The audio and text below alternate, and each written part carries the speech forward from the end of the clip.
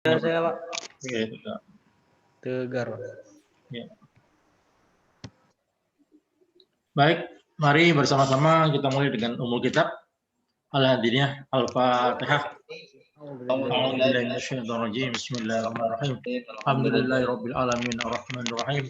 Maliki yaumiddin. Iyyaka na'budu wa iyyaka nasta'in. Ihdinas siratal mustaqim. Siratal ladzina an'amta 'alaihim waladdallin. Baik, sebagai pengantar dulu bahwa kuliah kita ini betul yang ketiga memang.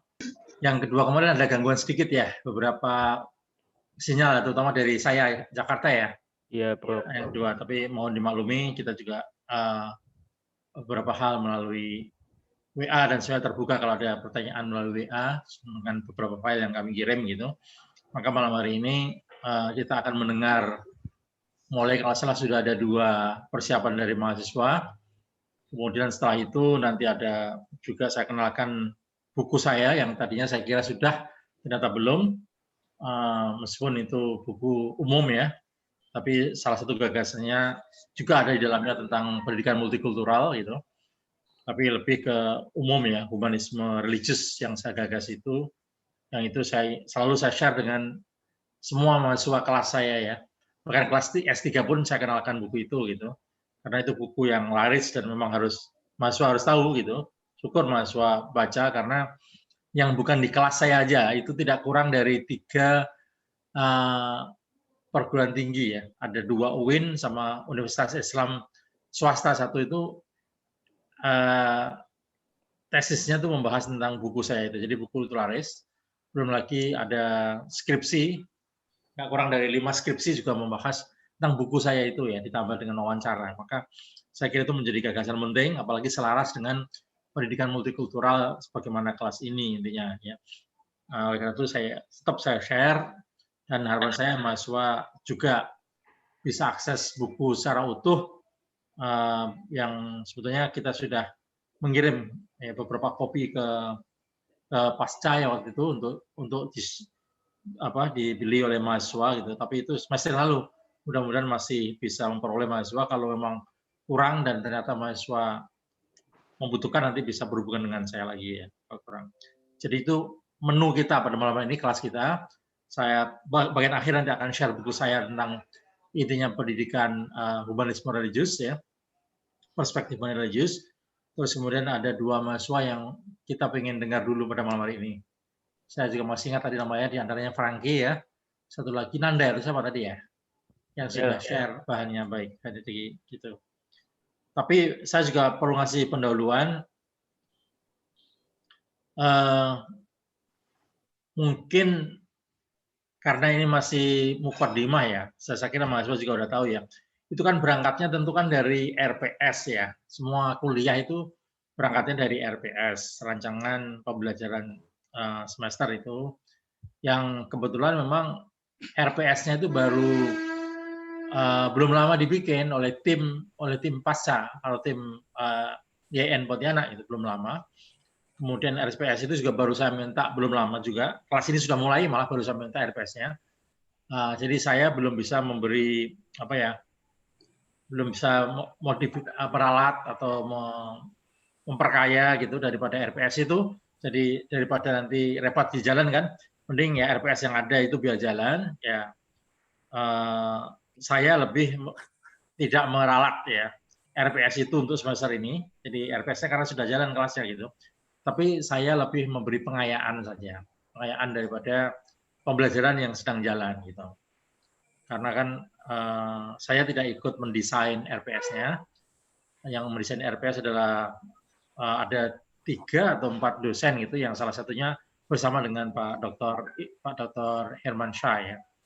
Oleh karena itu saya hanya memberi nanti sekali lagi catatan umum terhadap kuliah dan paper yang akan dipaparkan oleh mahasiswa gitu. Saya tidak membongkar ya. Saya tidak akan mereview RPS, membongkar RPS itu tidak, nanti malah repot kalau begitu. Biar yang sudah ada dulu aja gitu. Dan itu juga yang disiapkan oleh mahasiswa nanti gitu, yang akan dipaparkan. Nah, saya memberi catatan umum yang itu diharapkan hanya juga pengayaan dan mungkin perbaikan-perbaikan ke depan saja ya. Kira-kira itu. Jadi mahasiswa Maka tadi ada mahasiswa yang nanya ke saya melalui WA, ya saya kembalikan ke Pak Irmansyah kalau hubungannya dengan RPS itu, karena saya tidak ikut dalam proses RPS itu. Ya, saya kan dosen tamu lah dalam hal ini gitu. Mungkin bisa perubahan yang akan datang itu, yang ada waktu untuk semacam merevisi itu. Itu pengantarnya. Jadi mahasiswa bisa santai saja ya, dengan RPS yang ada gitu. Kemudian ya semampunya untuk menyampaikan itu gitu. Saya akan memberi catatan umum saja. Mahasiswa lain juga bisa menanyakan tentu daripada paparannya, papernya gitu. Bukan untuk apa namanya mencari kesalahan, tapi untuk pembelajaran bersama aja. Kira-kira begitu. Mafhum ya kira-kira ya pendahuluan dari saya ya ke semua mahasiswa ya, baik. Nah itu nanti kita simak dulu, mungkin masing-masing kan 2 orang ya untuk menyampaikan maksimal itu 10-15 menit satu orangnya gitu. Ini masing-masing sendiri ya atau berdua? Masing-masing. Masing sendiri. Masing, Prof. Sendiri. Baik. 10-15 menit satu orangnya menyampaikannya. Maksimal 15 menit lah ya, agak fleksibel gitu. Terus kemudian ya kalau memang ternyata bisa disingkat ya cukup lah 10 menit gitu. Setelah itu kemudian nanti ada pendalaman kita semua. Tentu saya juga akan memberi beberapa catatan pendalaman sehingga nanti 2 mahasiswa itu ya maksimal kan 4-5 menit sudah selesai atau enggak sampai sejam selesai dengan tanya jawab dengan pendalaman. Terus berikutnya akan saya paparkan buku saya itu dengan asumsi mahasiswa ada yang sudah punya buku, ada yang belum nggak apa-apa, tapi juga sudah saya kirim bahan paparannya di grup itu. Kira-kira begitu, bisa kita mulai dari silakan. Yang udah siap duluan silakan. Saya kira sama-sama siapnya.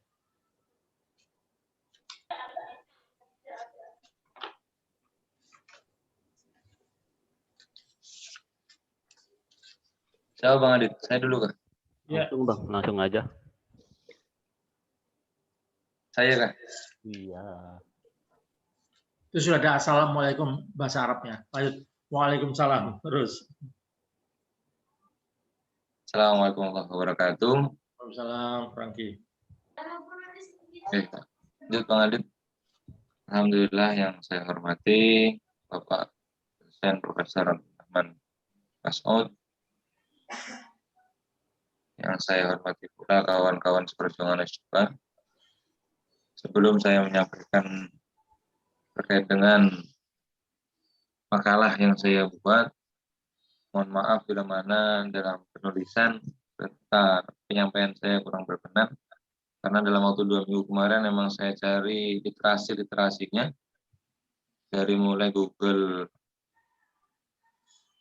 Scholar sampai kawan-kawan yang udah jadi dosen sekarang untuk mencari terkait dengan judul, tujuan dan ruang lingkup isu-isu budaya kearifan lokal, belum menemukan secara pasti, hanya yang menyenggol-menyenggol dikit aja. Nah, mohon kiranya nanti masukan dari Bapak Profesor dan kawan-kawan semuanya sangat membantu saya untuk memenuhi penyempurnaan dari makalah ini. Adapun makalah yang akan saya paparkan yaitu tujuan dan ruang lingkup isu-isu budaya dan kearifan lokal. Dosen pengampu Profesor Abdurrahman Mas'ud, PhD, disusun oleh Franky Sutrisno dengan NIM tersebut. Lanjut Bang.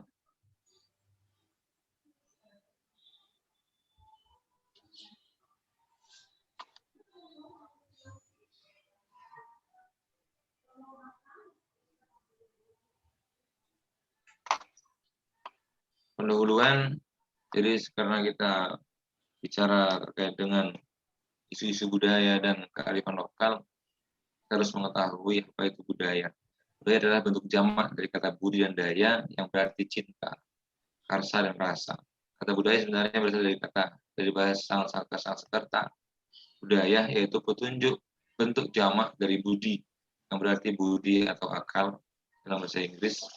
Kata budaya berasal dari kata culture.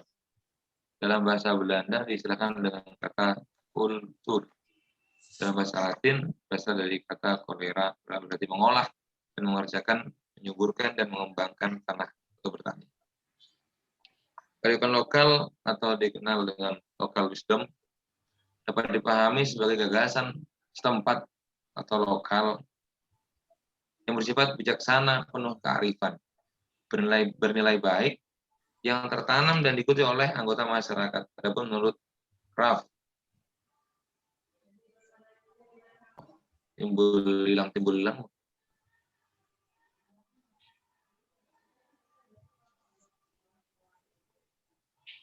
Dalam Tara Tanita 2013 bahwa kearifan lokal adalah semua bentuk pengetahuan, keyakinan, pemahaman atau wawasan serta adat, kebiasaan atau etika yang menuntun perilaku manusia dalam kehidupan dalam komunitas ekologis.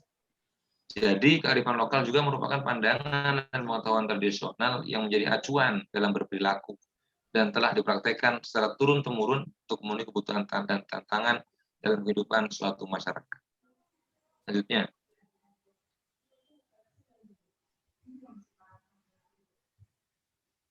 isu-isu budaya. Nah, untuk mengangkat isu budaya sendiri, saya masih bingung isu yang dimaksud itu seperti apa. Tapi sepenangkap yang saya pahami, 3 ini yang saya paparkan. Budaya tradisional memiliki pesan nilai yang perlu dilestarikan. Jadi isu-isu yang positif itu yang perlu kita angkat. Isu terkait norma yang terkandung dalam budaya tersebut perlu dijaga agar tetap kekal dan tidak dilupakan oleh generasi penerus. Isu yang perlu diangkat adalah keharmonisan, kerukunan, ukhuwah, saling membantu, empati dan simpati, serta isu menjaga nilai-nilai agama agar tetap berada dalam budaya tersebut. Akan banyak sekali kadang-kadang akulturasi budaya, perpaduan. Jadi tidak menghilangkan budaya yang ada, tapi justru kita perbaharui, kita tambah dengan agama, dengan adat istiadat atau dengan ritualitas keagamaan. Contohnya seperti tahlilan yang dulunya adalah budaya Hindu Buddha, lalu kita isi kelompok itu tadi dengan membacaan Yasin dan membacaan kalam-kalam ilahi yang bersifat positif. Jadi budaya itu dikemas sedemikian rupa sehingga yang masuk adalah nilai-nilai Islamnya. Selanjutnya,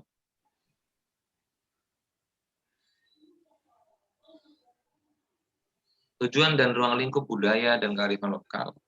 Ruang lingkup kebudayaan memang begitu luas. Namun, salah satu aspek yang berkaitan erat dengan kebudayaan adalah kearifan lokal. Kearifan lokal berhubungan secara spesifik dengan budaya tertentu dan mencerminkan cara hidup suatu masyarakat tertentu. Tujuannya adalah, tujuan dari budaya dan kearifan lokal, melahirkan generasi yang bermartabat, merefleksikan nilai-nilai budaya, membentuk karakter bangsa, menciptakan identitas bangsa. Selanjutnya bentuknya adalah kearifan lokal budaya, kesimpulannya adalah suatu pengetahuan yang dikembangkan oleh para leluhur dalam mensiasati lingkungan hidup sekitar mereka dan memperkenalkan serta meneruskan itu dari generasi ke generasi. Kearifan lokal menjadi penting dan bermanfaat hanya ketika masyarakat lokal yang mewarisi sistem pengetahuan itu mau menerima dan mengklaim hal itu sebagai bagian dari kehidupan mereka. Dengan cara itulah kearifan lokal dapat disebut sebagai jiwa dari budaya lokal. Nah, mengapa sangat perlu kita pelajari ini semua? Karena dengan kita melupakan budaya, bahkan kita seakan-akan apatis, tidak peduli, maka budaya itu akan mati dan tidak akan dikenal oleh generasi-generasi kita. Bahkan kita saja dengan budaya-budaya lokal kita sendiri kadang-kadang kita tidak begitu mengenal, bahkan asing. Nah, melalui inilah, mungkin melalui mata kuliah ini, kita bisa lebih mengangkat budaya-budaya yang awalnya tidak berbau Islami, lantas kita temukan dengan syariat-syariat Islam yang nantinya akan bisa diterima oleh khalayak ramai dan bisa menjadi wasilah kita kepada Tuhan kita. Karena dengan budaya tidak bisa jadi memungkinkan untuk kita lebih dekat kepada Al-Khaliq. Dengan budaya itu kita bisa lebih tawakal, kita bisa bertakwa, bahkan iman kita bisa bertakwa. Karena kita tidak bisa menjalankan budaya yang ada. Tanpa budaya tidak akan indah kehidupan itu. Maka dari itu, mungkin materinya hanya ini saja yang terus sampaikan.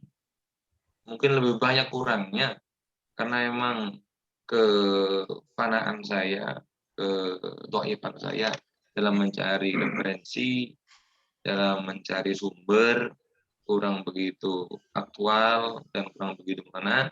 Jadi mohon masukan dari Bapak dosen yang terhormat dan kawan-kawan semua. Monggo masukannya untuk melengkapi makalah yang saya buat. Kurang lebihnya mohon maaf yang sebesar-besarnya. Dan saya akhiri wabillahi taufiq hidayah. Wassalamualaikum warahmatullahi wabarakatuh.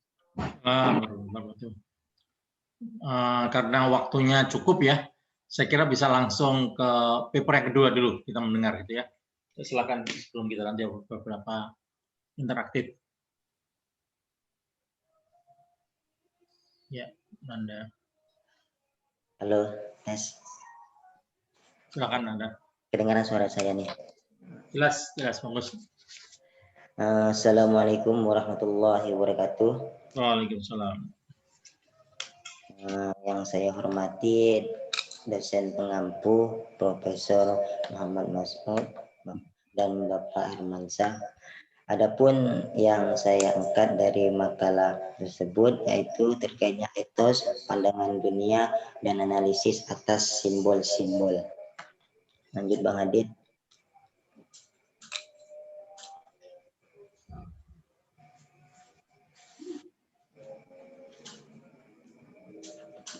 Adapun pendahuluan ini yaitu yang pertama itu etos berarti ketekunan, kesabaran dan terus bertahan serta melalui bekerja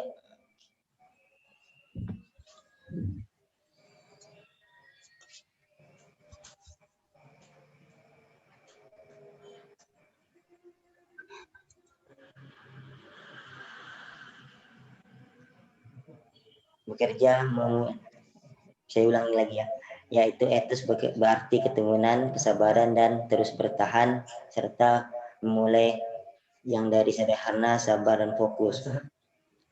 Yaitu kesabaran terus juga bertahan kalau akan menjadi karya agung atau etos juga menjadi perangkat untuk memulai kerja yang sebenarnya. Yang berikutnya yaitu etos juga merupakan sesuatu yang dimiliki umat manusia untuk menyingkapkan dan menggali potensi dirinya. Bagai pun setrum yang mengalih kabel itu ibaratkannya menggerakkan, maka bagi orang-orang semangatnya menurun, perlu kembali diisi dan itu juga menggunakan buat melahirkan karya-karya yang baik untuk kebaikan kepada diri orang lain. Ya, berikutnya pemahaman tentang etos memberikan pemahaman energi baru dan pemahaman bekerja dan serangkaian syahadat untuk terus bekerja dengan giat, menciptakan pekerjaan dan menjadikan pekerjaan dengan senang dan tidak ada bekerja dipaksa karena itu berarti ada pembudakan. Lanjut Bang. Yaitu yang materinya yang pertama ada 3. Yang pertama etos budaya kearifan lokal, yang kedua pandangan dunia budaya dan kearifan lokal. Lanjut Bang. Yang pertama yaitu etis dan budaya lokal. Secara etimologis, etos berasal dari bahasa Yunani atau ethos yang berarti karakter, watak, kesusilaan, kebiasaan atau tujuan moral seseorang untuk pandangan dunia mereka, yaitu merupakan gambar yang bertindak ataupun gagasan yang paling komprehensif mengenai tatanan dari etos tersebut. Dan juga pula dikenal dengan etika yang hampir mendekati pengertian akhlak yang nilai-nilai berkaitan dengan baik buruknya. Lalu tersebut mengandung gairah atau semangat yang amat kuat untuk mengerjakan sesuatu secara optimal dan baik, bahkan berupaya untuk mencapai kualitas kerja yang sempurna. Lanjut Bang. Yang kedua dari pandangannya, dari segi keilmuan etos tersebut juga merupakan logis dengan menampakkan sebuah metode hidup yang tersirat dengan permasalahan aktual dari melukiskan pandangan dunia dan pandangan dunia secara emosional supaya dapat diterima dengan disajikan sebagai sebuah gambaran berkaitan dengan permasalahan aktual dari cara hidup dan cara ekspresi otentik, dan lebih dari itu nilai ritualnya yang dianut suatu bangsa dituangkan dalam kehidupan masyarakat sehari-hari. Lanjut Bang Edit.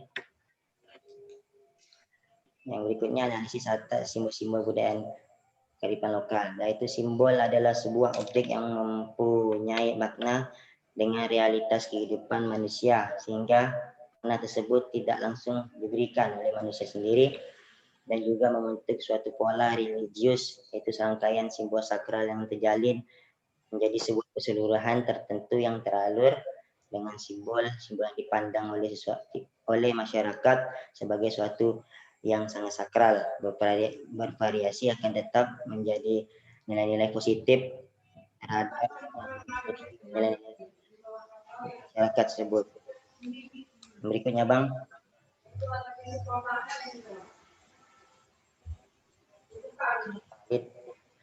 Nah, bahwa Gates mengatakan bahwa itu adalah menyikap terhadap diri sendiri pada dunianya sendiri dan refleksi dalam kehidupan, sehingga pandangan dunia merupakan gambaran mengenai kenyataan apa adanya dan juga berhadapan tentang alam dan diri masyarakat.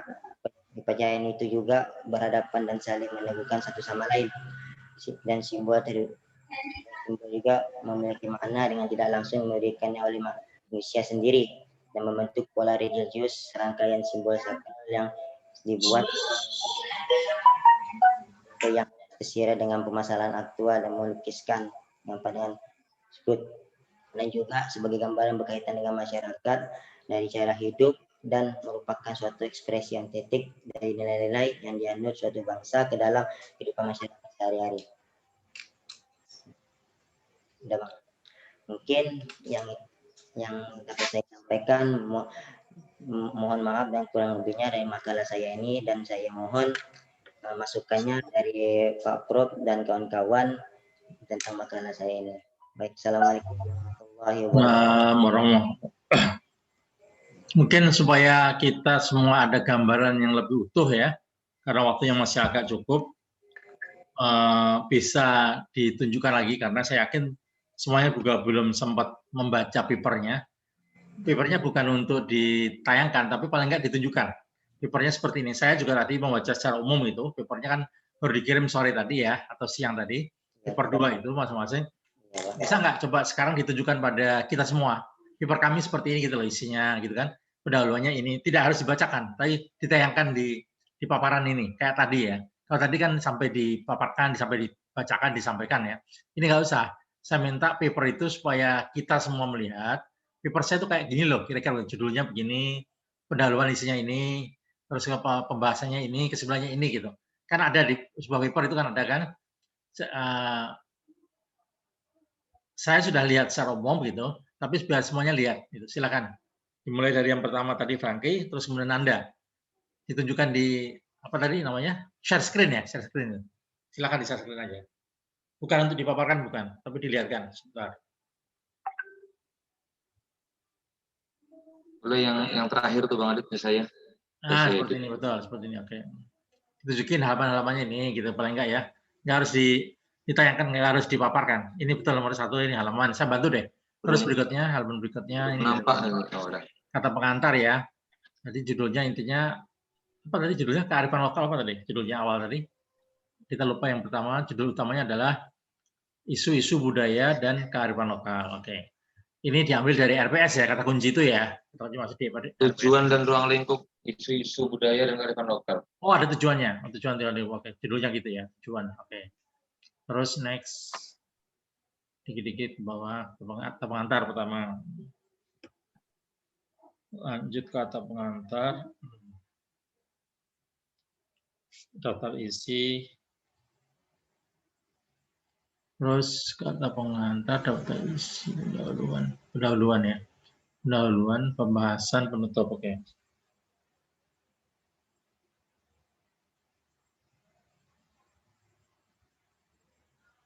Oke, terus ke bawahnya lagi. Sampai nanti belakang, pendahuluan, oke. Lanjut, setelah pendahuluan. Rumusan ini yang dicari dalam paper ya, apa tujuan dan ruang lingkup isu-isu budaya. Bagaimana RPS itu intinya. Yang kedua, apa tujuan dan ruang lingkup kearifan lokal. Jadi 2 kata kunci adalah budaya, isu-isu budaya, dan kearifan lokal ya. Dan lebih ke tujuan ruang lingkup, oke. Saya kira oke, terus.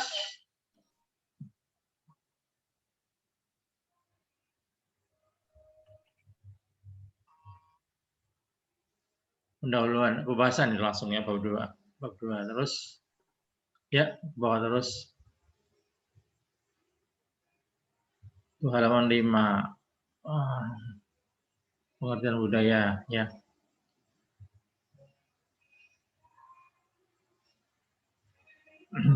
Oke. Terus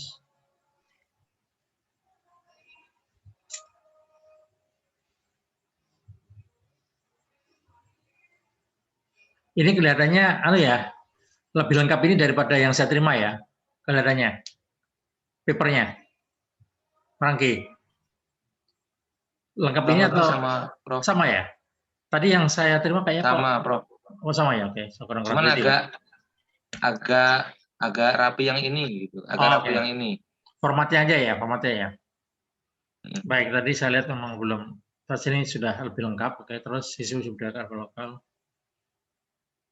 Cuman emang kelemahan saya dalam membuat ini isinya, Prof. Isinya kurang mengenal secara utuh gitu kan. Hanya menyenggol-nyenggol aja ini. Emang mencari literasinya agak susah kemarin. Tapi kalau lihat yang atas tadi dari beberapa referensi lumayan. Tadi kan ada referensi Silo Sumarjan ya, terus siapa lagi tadi beberapa referensi yang atas tadi. Mbak kembali ke tadi beberapa itu. Itu udah benar saya kira kalau referensi itu ya. Kunchoro-Ningrat ya, itu kan memang para antropolog rata-rata itu antropolog Silo Sumarjan ya gitu. Oke, saya kira udah benar referensinya itu Solomon.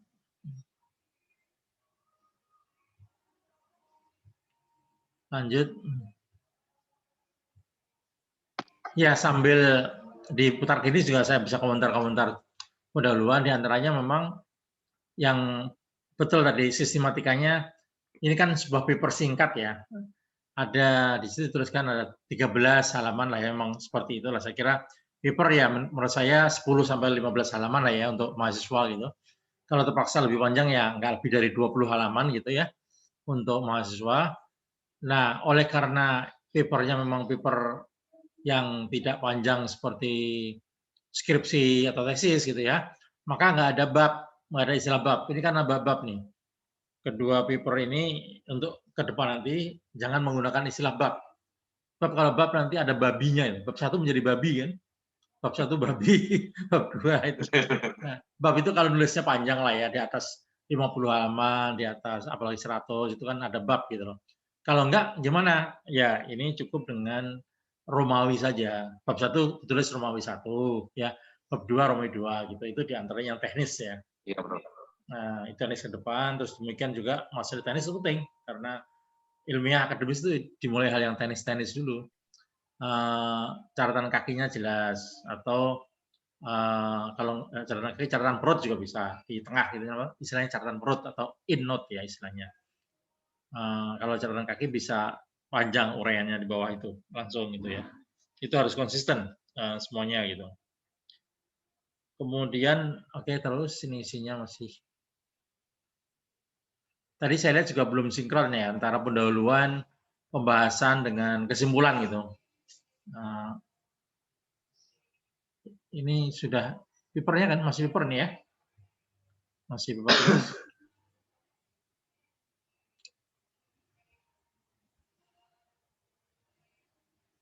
Jadi harus jelas ini, harus bisa bilang tadi ciri-ciri ya, itu pembahasannya dari mana? Tadi barusan ada ciri-ciri. Jangan lupa itu, jangan lupa catatan kakinya gitu. Nah, kalau yang paling bawah kan bibliografi atau referensi. Tapi kalau setiap kutipan, saya pasti kan ada sumbernya, ada catatan kakinya tadi. Seperti tadi ciri-ciri misalnya kan belum ada catatan kaki tadi, itu harus dikasih ya. Karena itu kutipan. Kalau tidak nanti kita bisa dianggap dianggap apa namanya? Ya plagiat, yang plagiat, jangan lupa itu. Ada. Ya, kalau plagiat jelas kita disalahkan nanti. Jadi mungkin juga dari formatnya ya kan pendahuluan, terus kemudian tadi pembahasan ya, kemudian kesimpulan ya. Jangan sampai nanti nggak sinkron dari pendahuluannya itu yang mengantar, pembahasannya itu yang agak panjang gitu kan, terus baru kemudian kesimpulannya. Jadi ada porsinya lah ya, porsinya. pendahuluan Romawi 1 itu kan paling hanya berapa halaman, 3 atau 4 halaman aja gitu kan. Nah, pembahasan tentu lebih panjang pembahasannya gitu. Baru kemudian kesimpulan kan hanya 2 Ya. halaman maksimal, yaitu formatnya kira-kira begitu. Kemudian dari substansi, kalau yang pertama ini sekaligus ya, saya pikir kalau bicara soal kebudayaan, dalam hal ini kan budaya gitu, nggak bisa lepas dari, saya kira ada di buku-buku tadi yang disebut beberapa referensi itu. Misalnya Kunchoro Ningrat kan nggak lepas dari kata mentalitas, ya kan? Kata mentality itu penting buat dalam budaya itu. Atau juga outlook ya, cara pandang daripada masyarakat, itu kan budaya. Outlook atau cara pandang, ya mentality, worldview, mentalitas. Ya, maka ada mentalitas yang tidak baik itu yang ada dalam pembahasan budaya juga, mentalitas Manarabas ya, itu istilah Kunchoro Ningrat ya. Itu nggak bisa lepas dari budaya itu, budaya mentalitas itu. Dan kemudian sering di Indonesia ini dikritik dari dulu sampai sekarang kita belum ada pencerahan dalam budaya kita gitu ya. Selalu aja ada masih masalah korupsi yang tinggi, itu karena disebut budaya korupsi sudah membudaya, itu kan masalah ya. Maka di sini sekali lagi budaya nggak bisa lepas dari persoalan mentality daripada outlook gitu. Yang itu dibentuk berdasarkan habit ya kan, budaya itu. Budaya dibentuk dari habit, kebiasaan-kebiasaan, tradisi dari situ ya. Yang itu akhirnya menjadi sebuah kebudayaan. Boleh juga disebut bahasa Arabnya lah ya. Bahasa Arabnya kan thaqafah ya kan, thaqafah, jadi berupa thaqafah. Dan kemudian inilah yang kemudian dianggap bisa mengikat daripada masyarakat itu karena thaqafah gitu. Kalau di Madinah kan kita tahu ada Thaqafatu Madinah ya. Atau lembaran Madinah, Sohibatu Madinah itu yang Nabi Muhammad berkongsi dengan iman yang lain ya, yakni dengan orang Kristen dan kelompok Yahudi gitu kan, dengan Thaqafatu Madinahnya gitu. Nah, Thaqafatu itu kebudayaan itu yang memang dianggap sudah ideal, yang bisa menyatukan ya dengan beberapa peraturan-peraturan yang ada gitu. Sehingga bisa mempertahankan Madinah, yaitu dengan Thaqafatu Madinah. Lagi-lagi itu adalah merupakan ekspresi budaya yang nyata kan begitu. Yaitu merupakan nilai-nilai penting ya, nilai penting daripada kelompok itu. Dan diharapkan dengan budaya itu kan ada inkulturasi kan, pembudayaan. Dari kata kultur menjadi inkulturasi, yakni pembudayaan. Melalui pendidikan itu. Jadi inkulturasi itu adalah diantaranya melalui pendidikan, dan itu adalah proses budaya. Jadi proses budaya itu adalah pendidikan. Pendidikan tidak harus melalui di kelas saja, ya. Tapi luas artinya. Oke, itu secara umum ya. Saya kira yang penting, dan bisa banyak referensi. Jangan lupa referensi KBBI ya, itu yang awal-awal ya. Harus ada dari KBBI, Kamus Besar Bahasa Indonesia, itu juga dilacakkan. Kalau itu bukan hoax ya, dan mudah dicari KBBI itu di Google kita kan, rumusan itu gitu ya. Selain, nah ini untuk semuanya, semua mahasiswa yang akan bikin paper sekarang ke depan, ini catatan umum saya. Juga rajin-rajin bisa membuka ensiklopedia ya, ensiklopedi atau semacam kamus besar tadi, dan namanya ensiklopedi. Nah, kalau ensiklopedi kan biasanya sesuai dengan mata kuliahnya apa. Kalau ini hubungannya dengan budaya, berarti bisa kamus ensiklopedi antropologi, bisa ensiklopedi yang paling dekat lagi sosiologi pun nggak apa-apa, atau ensiklopedi ilmu sosial juga nggak apa-apa. Itu ada semua saya yakin ada juga di perpustakaan ya, kampus insya Allah ada. Cari ensiklopedi itu. Ya. Insya Allah ketemu ensiklopedi hubungannya dengan sosiologi, ensiklopedi antropologi, atau ensiklopedi ilmu sosial ya, itu insya Allah akan ketemu. Dan istilah-istilah yang diharapkan tadi tidak akan kesulitan. Istilah-istilah yang dicari tadi ya, terminologi tadi. Dan akan diberi uraian yang panjang dan kita bisa membaca dengan mudah, bisa paham, dan itu bisa kita ambil di paper kita. Itu kedua-duanya nanti seperti itu, termasuk Nanda juga sama, saya kira catatan umum tadi, etos dan budaya lokal termasuk itu kan ya. Sama catatan umumnya begitu. Baik, itu pengantar umum saya atau saran umum. Satu lagi barangkali saran umum, Yang belum adalah mungkin perlunya yang pembahasan awal-awal ini kan kita sebut sebagai semacam theoretical foundation ya. Jadi landasan teoritis. Landasan teoritis ya tadi diambil dari beberapa keterangan-keterangan dari referensi yang penting tadi gitu. Banyak kutipan tapi kemudian kita uraikan sehingga yang menulis, yang memaparkan dan yang dipaparkan semakin jelas semua dari terminologi itu gitu. Terus baru dibahas secara detail terus disimpulkan gitu ya. Jadi saya kira itu terus kemudian nanti ditambah dengan mungkin contoh ya. Contohnya lokal gitu. Contohnya lokal. Tadi kan theoretical foundation kan umum. Nah, ini kan belum sampai ke contoh ini. Para mahasiswa berdua ini masih terminologi yang disampaikan dan terminologi itu pun belum sempurna itu karena tadi katakan diakui sendiri susah mencari referensi gitu ya. Yang sebetulnya menurut saya bisa referensi dari ensiklopedia, referensi kamus, referensi Google yang dari ensiklopedia tadi ya. Itu belum ketemu barangkali gitu. Dan buku-buku tadi, buku yang dicari tadi itu insya Allah keterangan umumnya ada. Gitu. Itu yang saya sebut theoretical foundation awal ini yang belum sampai ke contoh mahasiswa berdua tadi saya lihat. Ya, Bro. Baik, itu pengantar saya begitu, sekaligus arahan secara umum. Saya kembalikan ke mahasiswa semua supaya ada persamaan persepsi mahasiswa kan yang berdua ini yang menerangkan dan yang mempersiapkan ya. Nah, mahasiswa yang lain kan sekaligus sama-sama ingin belajar bersama. Bisa ditanyakan kepada yang berdua apa yang nanti ada kejelasan. Nanti tentu akan saya bantu juga ya kurang lebihnya gitu. Silakan saya kembalikan ke mahasiswa. Mungkin mahasiswa ada ya saya sekaligus bantu moderator. Saya dibikin moderator baru nggak apa-apa. Jadi Franky sama Nanda akan mencatat dan kalau yang bisa direspon dari mahasiswa. Kalau nanti ada kesulitan ya nanti kita catat bersama saja. Silakan saya kembali ke mahasiswa.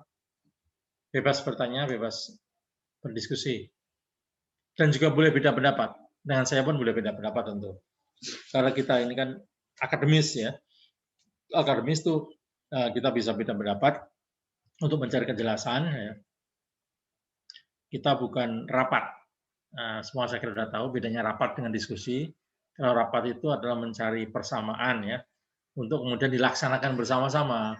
Kalau diskusi itu mencari kejelasan, mencari kejernihan ya, meskipun beda pendapat, nggak apa-apa. Tapi kita saling menghormati beda pendapatnya, itu etika dalam diskusi. Dan dengan diskusi itu kemudian semuanya sudah diharapkan semakin jelas ya. Oke, saya kembalikan ke mahasiswa.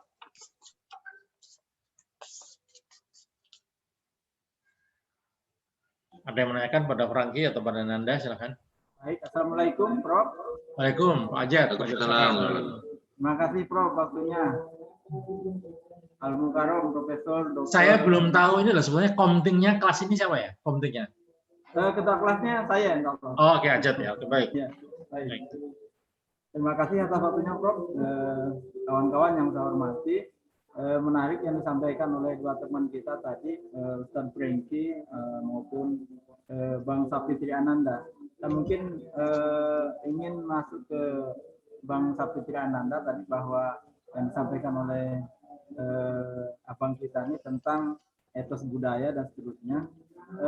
Kita melihat bahwa bangsa kita ini kan terdiri dari ratusan suku bangsa etnis, gitu ya. Kalau kita lihat di antara suku-suku yang ada di Indonesia ini, suku-suku yang besar seperti itu, katakanlah mereka memiliki etos kerja itu yang berbeda-beda, sangat variatif itu. Ada satu etnis itu yang etos kerjanya sepertinya luar biasa, tapi ada suku yang lain kayaknya etos kerjanya tuh lemah. Nah, ini mungkin kita melihat apakah etos kerja itu dipengaruhi oleh etos budaya. Tadi budaya kan habit tadi Prof jelaskan, kebiasaan gitu. Apakah etos kerja itu memang dipengaruhi oleh etos budayanya sehingga etos kerja masing-masing etnis suku itu kelihatannya berbeda-beda, ada yang menonjol gitu etos kerjanya tinggi, ada juga yang kelihatannya kurang.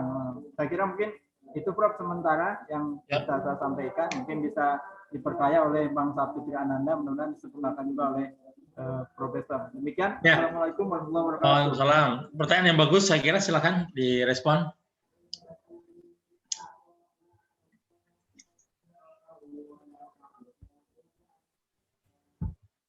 supaya diskusi kita hidup, ya maka langsung direspon aja.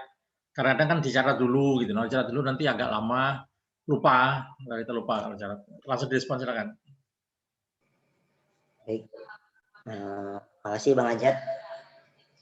Pertanyaannya itu, jadi suku berbangsa yang berbeda-beda ya. Ya. Mas, jadi di sini di dalam etos juga ini kan kebanyakan memang banyak sekali suku-suku yang beda. Terus dan juga sistem kerjanya pun ada yang sama, ada yang beda. Jadi di dalam ini makalah saya ini pun belum sempurna untuk saya mencarinya, Bang Ajat. Jadi mungkin hanya yang saya paparkan ini hanya yang saya dapatkan ini dari buku yang saya ketahui ya. Itu Bang Ajat. Siap. Mudah-mudahan teman-teman yang lain bisa melengkapi. Tapi Nah, saya kira pengapar dulu sebelum yang lain. Ya ini Nardi, Nanda sama Franky. Franky juga sedikit banyak kan terkait ya dua makalah ini sedikit banyak. Silakan Franky kalau ingin direspon. Jadi membantu, ya mungkin nambah pusing sedikit Mas Nanda ya. Saya ini Bro. Jadi terkait menyambung atau menambah kejelasan yang dimaksud oleh Pak Ajat mungkin tadi, setiap budaya itu biasanya ada berbeda-beda. Kayak di Sumatera, Padang, itu kan situasi budaya berbeda. Kalau kita misal budaya Jawa, yang laki-laki melamar perempuan, tapi kalau di sana perempuan melamar laki-laki, itu dari segitu. Dari etos kerja juga semangat antara suku aja udah berbeda, kan? Kalau lihat di lingkungan saya, malah suku Madura itu ketika, mohon maaf sebelumnya tidak nyinggung ke sana, 3 hari perempuannya itu udah mau kerja gitu. Kalau orang Jawa, saya berdiri orang Jawa itu kan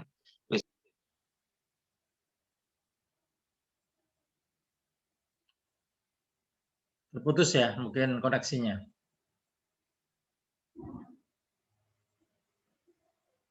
Apa bisa dengar yang lain? Nggak bisa ya? Terputus ya? Ya, terputus, Bro. Oke.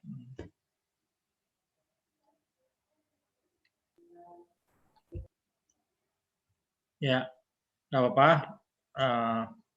Saya kira secara umum sudah mulai ya diskusi itu bicara soal tadi etos kerja gitu kan dihubungkan dengan budaya. Tentu saling berhubungan ya antara etos kerja dengan budaya suatu suku, suatu bangsa gitu. Dan ada suku bangsa tertentu yang sudah dikenal memiliki etos kerja yang tinggi, etos kerja yang keras gitu kan. Dan itu sudah banyak pembahasan seperti itu ya. Yang punya etos kerja bagus, keras ya. Itu bisa juga dilihat dalam buku lama ya.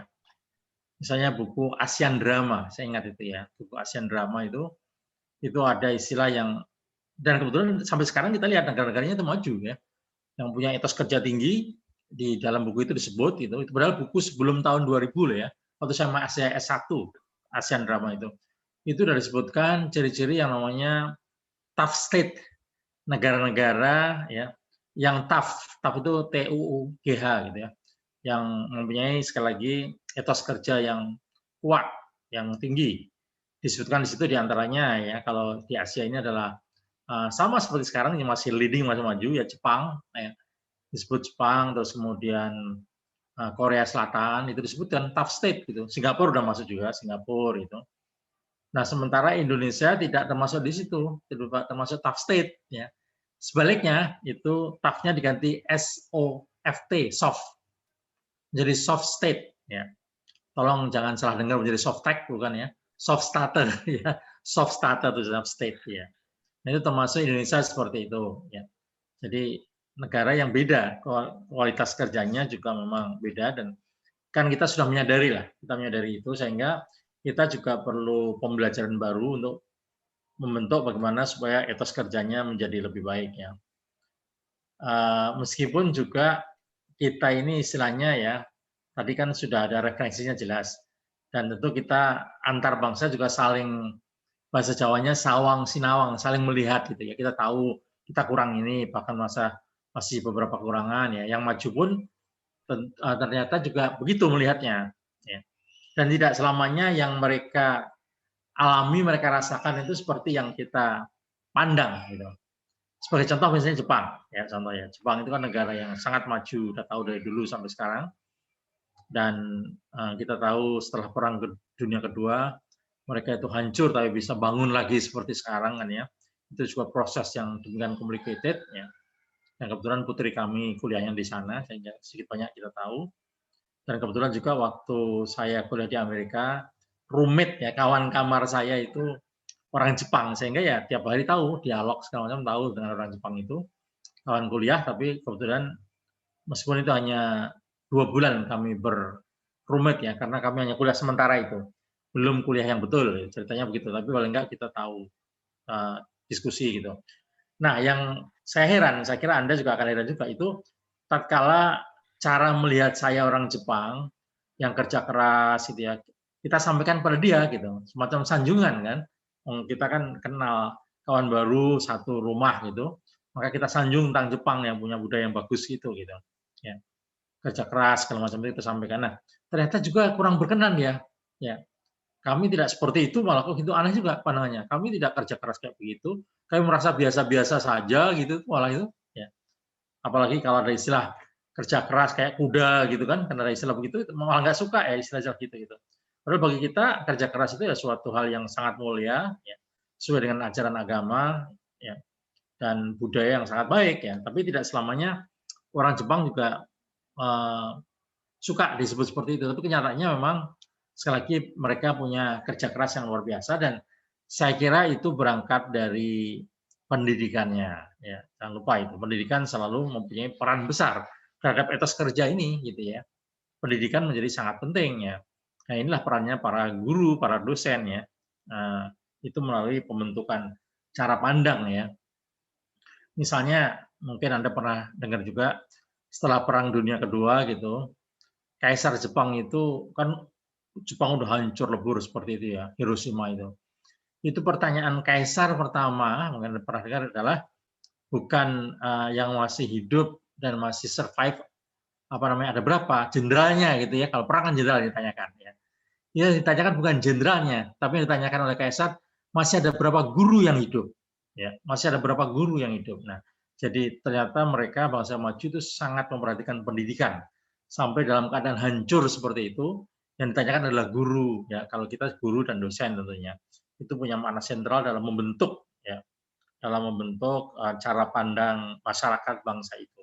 Maka yang memperhatikan pendidikan ya berarti etos kerjanya bagus ya, termasuk juga etos kerja belajar kan, belajar yang bagus, belajar yang keras, budaya baca tulis itu kan bagus menjadi itu. Jadi tentu beda satu bangsa dengan bangsa yang lain, termasuk yang tadi diskusikan satu suku dengan suku yang lain, satu geografi dan geografi yang lain itu juga beda ya. Jangankan mungkin lintas pulau gitu ya. Yang satu pulau saja itu beda ya. Satu kota seberang aja beda. Saya tunjukkan nih ya. Saya tunjukkan di kota Jawa Tengah lah ya. Setelah kami nih Jawa Tengah ya. Mungkin sebagian sudah tahu saya berasal dari Kudus, yang ada Menara Kudus itu kan, bagus itu. Terus sebelah saya itu ada Jepara, sebelah dekat sekali, hanya sekitar 40 kilo kan, nggak jauh gitu. Kemudian kalau 100 kilo ada beda lagi Kalongan ya, dan beberapa kota lain ya. Itu mempunyai tipikal yang beda-beda, soal etos kerja beda ya, dan cara pandang yang berbeda. Padahal hanya beda ini aja, sama Jawanya, terkenal sama Jawa Tengahnya ya, dan hanya berbeda kilo saja, berapa kilo, tapi sudah beda. Ya. Yang termasuk terkenal etos kerja tinggi itu Kudus ya. Kudus kota saya itu kerja tinggi. Salah satunya kalau kita cari-cari cause ya, cause and effect-nya, penyebabnya diantaranya ya banyak. Dari misalnya sejarahnya, ya. Sejarah bisa kita cari history ya. Dari history kan juga termasuk para founding fathers kota itu ya, yang kemudian mempunyai pengaruh pada masa-masa berikutnya. Pendiri kota. Nah, kalau pendiri kota Kudus itu terkenal adalah Sunan Kudus. Sunan Kudus itu sangat alim dalam ilmunya, agama, tapi beliau juga seorang yang bagian dari agnia, ya, agnia yang kaya ya, yang berdakwahnya juga berdakwah dengan harta kekayaannya, ya, sangat mulia sekali ya. yang itu akrab juga dengan tradisi Cina di sana. Ada tradisi Cina yang Muslim juga, ya, namanya Kiai Telingsing di Jawa, istilahnya waktu zaman Sunan Kudus itu juga kemudian ikut memberi apa namanya pengaruh ya terhadap generasi-generasi berikutnya. Jadi saya kira sejarah dan kemudian para tokoh-tokoh itu ya, itulah yang kemudian juga memberi pengaruh kepada budaya dan cara pandang suku dan masyarakat tertentu itu. Gitu. Itulah yang kemudian membedakan Kudus berbeda dengan beberapa kota lain ya, yang etos kerjanya berbeda. Selain tentu nanti bentuk usahanya kan, untuk usahanya proses waktu yang panjang gitu, yang menyejarah itu. Seperti misalnya kalau sekarang rokok itu dikuasai oleh non-muslim tentu, ya, jarum, siapa yang nggak kenal jarum itu yang menguasai kota ya, sehingga barang yang mahal semua itu di backup oleh jarum gitu. Dulu itu kan muslim dulu ya, dulu sebelum tahun 60-an itu adalah pengusaha muslim yang punya perusahaan rokok yang besar-besar ya. Yang itu bahkan ada disertasi. Saya punya disertasi orang Amerika yang nulis tentang itu waktu dikuasai oleh muslim usaha-usaha besar di Kudus di antaranya itu. Tapi sampai sekarang pun masih banyak para agnia Kudus yang luar biasa yang muslim ya. Tapi ya tentu kalah kalau dibanding seperti jarum itu kalah gitu. Jadi saya kira sejarah itu penting juga untuk membentuk yang kita diskusikan antara etos kerja ini. Yang itu akhirnya menjadi sebuah budaya berangkat dari kearifan-kearifan lokal itu ya. Baik, ini baru satu. Nanti kita masih mendengar juga yang lain, silakan sebelum lanjut. Secara tidak terasa sekarang udah 9:30. Nanti tentu akan ada paparan dari saya ya. Paling nggak 1-2 lagi deh, kalau ada yang menanyakan ketemuannya tadi. Silakan. Tadi Pak Ajat sudah ya, yang lain silakan. Saya, Ustaz. Ya, Uyung ya. Ini mohon pencerahan saja mungkin untuk Franky dan kawan-kawan. Kita mengenal istilah budaya, adat istiadat, tradisi, dan kearifan lokal. Nah, yang saya masih agak bingung itu sebetulnya dari 4 unsur itu perbedaannya apa gitu. Mungkin itu saja Bang Franky. Ya silakan yang menyiapkan paper direspon langsung.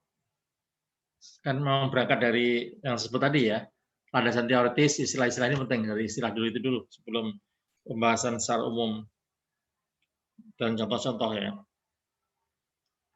Kalau contoh-contoh khususnya yang mencoba untuk menjawab, Kalbar ya, Kalbar itu nanti akan saya paparkan secara khusus, tidak malam hari ini, supaya ada contoh yang konkret nanti. Kan ada paper khusus akan saya siapkan. Saya sudah ada bukunya tapi belum saya bikin PowerPoint, akan saya bikin PowerPoint dulu ya. Mungkin kalau nggak minggu depannya lagi ya akan kita paparkan khusus untuk Kalbar. Silakan direspon yang mau paparkan tadi. Franky atau Nanda, kedua-duanya.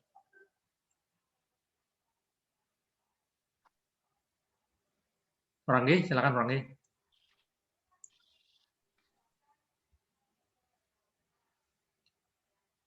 kemudian saya mencoba buat menjelaskan semampu saya, Pak Uyung. Mohon maaf bila penjelasan kurang memuaskan, karena saya bukan pemuas. Sinyal gangguan juga kayaknya nih. Enggak, jelas. Jelas. Ya. Jadi terkait dengan adat istiadat, budaya, kembali lagi ke budaya. Budaya kan sebuah kebiasaan, lalu yang diakui oleh halayak ramai keberadaannya, bahkan diakui nilainya. Adat istiadat juga kebiasaan, gitu kan. Beda-beda tipis.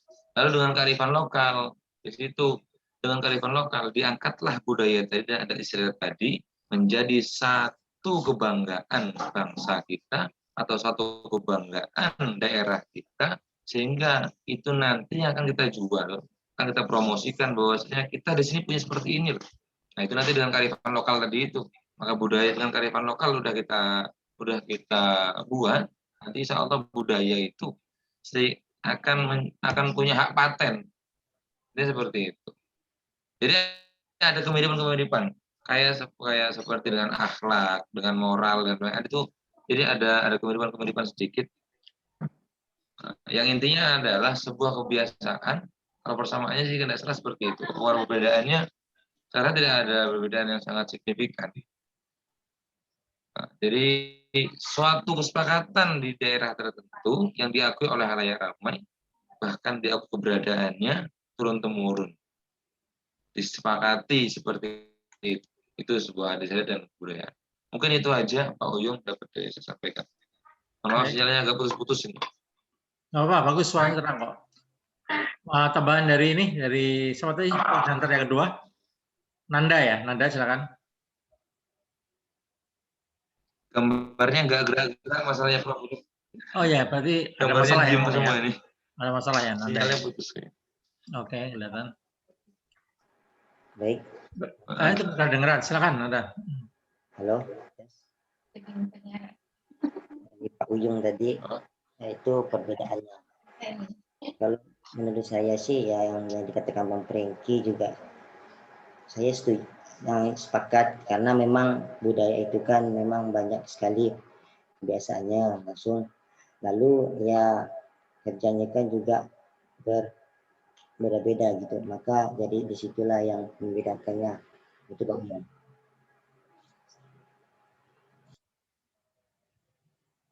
Ya, terputus sekarang. Apa ya, udah ya? Ya kan bicara culture, saya kira udah benar secara umum yang disampaikan oleh Franky tadi. Bicara soal culture kan luas ya. Lebih luas lagi nanti kalau civilization, peradaban. Ya. Nah, culture itu luas, dan terdiri dari adat istiadat tadi kan, seni, ya itu kan culture bagian dari budaya ya. Bahasa itu kan termasuk juga bagian dari budaya. Bahkan kearifan lokal itu adalah bagian dari budaya juga ya. Yang kearifan lokal ini tentu adalah bagian yang kelebihan daripada sebuah budaya tertentu, karena dia disebut sebagai local wisdom kan. Dan wisdom itu kan sebuah knowledge, sebuah keilmuan yang diproduk dari budaya itu. Maka itu luas artinya budaya di sini yang kita sebut sebagai sakofah tadi ya. Dan tadi awal saya sampaikan ada hubungan dengan mentality, hubungan dengan mentalitas ya. Terus kemudian ada istilahnya inkulturasi ya. Inculture dari kata culture menjadi tambah en. Jadi membudayakan, inkulturasi itu dalam rangka ya menjadikan yang tadinya tidak berbudaya menjadi budaya ya. Misalnya kita nggak kenal sebuah lokalitas itu, kita ada di lokal itu ya, kemudian kita berbudaya ikut lokal itu yang positif ya gitu ya. Meskipun terkadang kaget orang Indonesia gitu ke barat kita gitu belum tahu budaya barat yang positif gitu, yang harus kita menyesuaikan. Nah, kan harus menyesuaikan. Nah, dalam menyesuaikan itu ada istilah kan, mungkin sudah pernah dengar, istilahnya culture shock. Ya, culture shock. Ya. Yang biasa di Indonesia itu selalu pakai nasi, makan terus kan, terus kemudian di tempat lain tidak nasi, itu pasti terjadi culture shock. Atau apa istilahnya, geger budaya, ya, karena kita kaget. Gitu. Itu bisa terjadi ya. Biasa makan nasi terus, di tempat lain tidak nasi, makan yang lain belum dianggap makan, ya, masih roti belum dianggap makan, nanti masih makan nasi lagi gitu. Jadi ya itu karena bagian daripada culture shock. Tapi jangan lupa orang yang dari luar negeri lama nanti kembali ke Indonesia, dia kaget lagi karena dia sudah terbiasa di luar negeri, terus kembali ke Indonesia lagi. Ada namanya itu program re-entry ya, jadi memasuk kembali ke tempatnya masing-masing, terjadi culture shock lagi gitu. Ya. Terjadi culture shock lagi. Saya bisa cerita pengalaman saya misalnya ya, lumayan nyata lah ya. Waktu di luar negeri gitu, terutama di barat yang saya alami kan sangat tertib sekali, segala macam itu tertib, antri tertib ya. Itu ya seperti dilihat Muhammad Abdul kan, bersih, disiplin gitu ya, saling menghormatinya tinggi gitu. Terutama dari sisi ketertiban tadi itu sampai yang namanya mobil ya. Istilahnya kalau macet karena antrinya tadi itu nggak ada masalah, sabar menunggu ya, baik antri di traffic itu, nggak ada pelanggaran lalu lintas, hampir tidak ada ya. Apalagi mereka CCTV udah dari dulu ya, kalau kita kan baru sekarang CCTV gitu. Jangan-jangan CCTV ini juga membawa masalah di Indonesia ya, karena budaya kita belum siap dengan CCTV ini ya. Kalau di luar negeri udah siap semua, dari antar aturan, budayanya, sikap orangnya udah siap semua gitu loh. Nah, karena saya lama di sana dan kemudian terbiasa dengan sikap-sikap yang kita anggap budaya sana yang positif dari situ gitu. Ada budaya yang tidak positif lain yang kita tahu kan, budaya minum, budaya kebebasan itu kan banyak yang tidak positif, tapi budaya yang itu positif gitu, itu saya betul-betul menikmati ya. Klakson aja nggak pernah kedengeran gitu. Sehingga kalau ada klakson berbunyi di sana pasti kita akan kaget, ada apa yang terjadi, apa gerangan gitu ya. Nah itu di buku saya juga saya kisahkan yang nanti akan saya paparkan lain kali, tidak malam hari ini, yang pernah kami diklakson gitu ya, diklakson oleh orang. Saya kaget, saya merasa nggak salah apa kok ada klakson, padahal saya jalan kaki ya. Nyebrang juga udah selesai gitu. Saya kira itu adalah orang menegur saya karena di sana ada klakson pasti ada masalah. Kalau di kita kan nggak ada masalah, klakson biasa, malah selalu klakson bunyi terus gitu ya di jalan raya. Itu betapa ada klakson, saya kaget karena saya tahu bahwa di sana klakson jarang dibunyikan. Nah, waktu kemudian saya cek ternyata hal yang positif, yakni seseorang menawarkan ya supaya saya numpang mobilnya. Saya karena jalan kaki, mau nggak numpang saya gitu. Saya tahu kamu kan tamu kami di kampus ya. Nah, kan kampusnya banyak orang bule, jadi ada bukan bule saya ya ketahuan. Kalau saya tamu bukan bule karena ini tamu kebanyakan bule tamu itu. Ditawari gitu, ibu-ibu muda sekitar 40 tahunan waktu itu. Ya, saya menolak, enggak, saya pengen jalan kaki saja, lebih nyaman pagi-pagi gitu. Dan itu waktu di kampus minta maaf betul. Ya maaf ya, saya tadi mengagetkan kamu, I shock you gitu ya. Mengagetkan kamu dan apa namanya? Padahal tujuan saya adalah memberi itu tadi, menawarkan kalau mau bareng ke kampus yang mobil gitu. Karena lumayan, jalannya lumayan memang gitu. Nah, itu kan sangat beda dengan kita. Kata klakson coba. Pernahkah kita, pengalaman kita lah, jujur lah. Kan pengalaman saya di Barat tentu lebih lama pengalaman di Indonesia. Kok saya belum pernah mengalami gitu di Indonesia. Orang ngelaksonin saya, ayo numpang saya gitu kan nggak pernah gitu. Yang ada di Indonesia ini ya mobil gitu ngelaksonin motor atau ngelaksonin sepeda supaya lebih minggir lagi, ya kan? Di Indonesia tradisinya seperti itu. Jadi malah meminggirkan orang, ya menang-menangan terus gitu. Jadi budaya menang-menangan itu tinggi di kita gitu loh. Maka saya sering mengatakan justru di sana yang terkenal negaranya yang maju gitu, yang mestinya umumnya kita tahu politiknya juga politik adik kuasa, ternyata masyarakatnya itu sangat santun dalam sisi itu dan menawarkan kebaikan seperti itu ya. Itu kan menawarkan hal yang baik. Ya. Beda dengan kita seperti itu. Betul-betul sangat humanis itu, istilah humanis kayak gitu mas saya. Ini konkret kami alami ya. Jadi dari sisi itu saya kira bagian daripada taklofah tadi yang kita bicarakan, yang lebih berbudaya dari sisi itu ya, karena mereka sudah lama punya sistem itu ya, punya kebiasaan yang itu dijalani cukup lama ya, kebiasaan yang baik sisi itu. Itu saya kira ya dari bagian daripada budaya yang secara umum baik ya. Kemudian kearifan lokal lebih luas lagi, saya kira sebagian sudah kita bahas kemarin, dan nanti akan kita bahas secara khusus kearifan lokal yang bagus di Kalimantan Barat. Ya, kita punya kearifan lokal yang bagus di Kalimantan Barat. Yang salah satunya ini ya, saya sebut pendahuluan, nanti akan saya paparkan. Itu misalnya terkenal naik dangau, ya istilah naik dangau itu di antaranya itu ya. Beberapa itu yang membawa potensi untuk kerukunan di antaranya itu ya.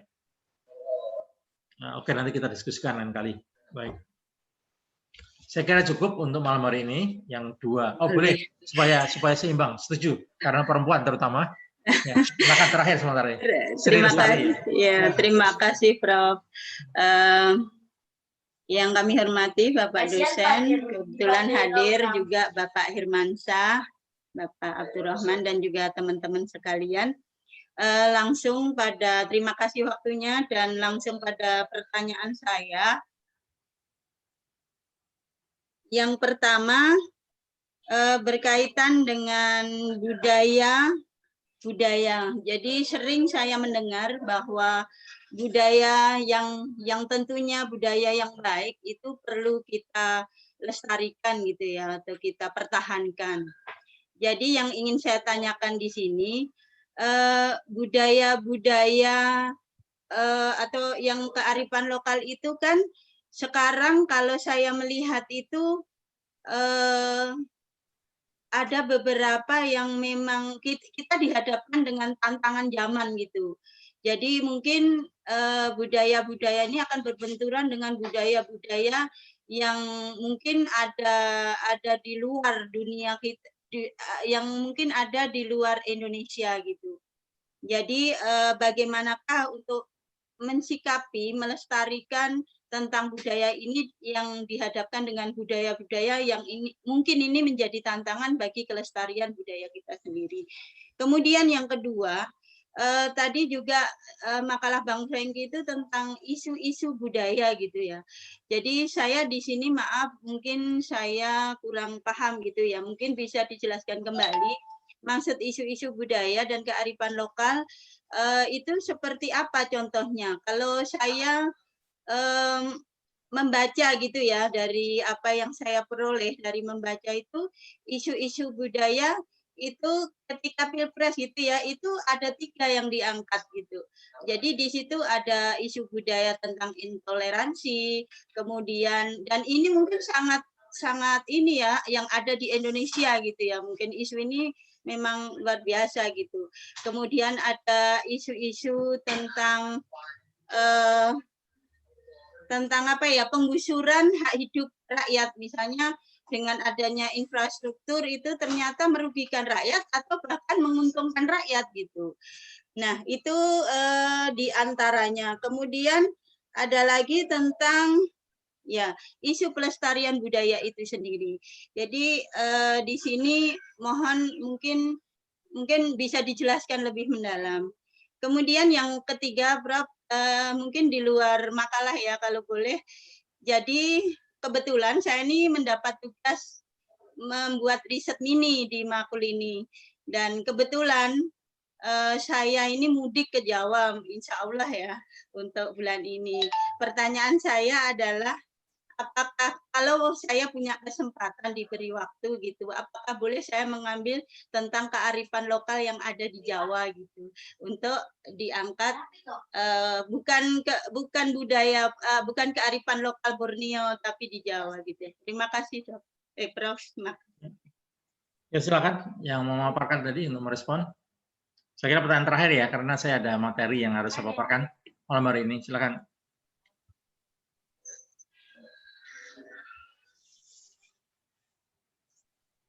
Bang Nanda dulu, silakan. Coba diulang Bu Sri tadi kecepatan Bu Sri. Oh iya. Yang pertama budaya-budaya itu kita harapkan kan bisa dilestarikan, tentunya budaya yang baik. Sementara pada saat ini tantangan budaya dari lain itu ada. Nah, bagaimana tentang hal ini gitu? Yang kedua tentang isu-isu budaya dan isu-isu budaya mohon lebih mendalam misalnya contohnya seperti apa. Tadi saya sudah 3 yang saya tampilkan. Kenapa itu bisa dijadikan sebagai isu budaya gitu. Terima kasih Mbak Nanda. Yang pertama tadi bagaimana cara melestarikannya Bu ya? Ya, dengan adanya tantangan. Oke, saya mencoba menjawab tanya Bu Sri. Jadi bagaimana cara kita melestarikannya, yaitu kita juga harus saling kerjasama dengan budaya-budaya lain supaya memang ada munculnya kelestarian berbagai budaya, Bu. Lalu dan juga sebagaimana kita ketahui kan memang di setiap kita ini berbagai budaya-budaya, ada budaya suku ini, budaya ini. Jadi bagaimana cara kita untuk menggabungkannya atau cara membentuk jadi melestarikan budaya tersebut, Bu. Gitu, Bu. Oke, menambahi Bu. Silakan Bang. Kalau dibolehkan nambahi. Ya. Jadi terkait dengan budaya saya rasa yang kita mau angkat kearifan lokal karena kita kuliah di pasca sarjana IAIN, basicnya adalah agama. Jadi kita bagaimana cara supaya budaya tadi kita Islamkan, kan gitu, cek-ceknya gitulah. Jadi ada nilai Islamnya dalam suatu budaya tersebut. Tapi ada satu budaya yang ada beberapa budaya yang tidak bisa masuk nilai Islam di situ. Islam secara apa ya, nilai ketuhanannya gitu. Mungkin dalam silaturahminya bisa, kayak misal tatung gitu kan. Nah, gitu gimana? Kita masukkan nilai-nilai Islamnya di situ. Kan? Jadi tidak semua budaya saya rasa bisa dimasukkan. Nah, terkait dengan isu-isu yang diangkat, jadi isu itu nanti adalah nilai yang saya pahami, Bu. Nanti bisa diperisi oleh Bapak Profesor. Jadi isu yang saya maksud, yang saya pahami adalah ada nilai apa dalam budaya tersebut yang bisa kita angkat. Itulah isu. Isu positifnya apa yang mau kita angkat nih? Yang mau kita keluarkan ke halayak ramai ini? Dalam segi harmonisnya kah? Dalam segi silaturahminya kah? Dalam segi empatinya kah? Dalam segi peribadahan keilahiannya kah? Misalnya di situ. Jadi ada isu-isu di situ.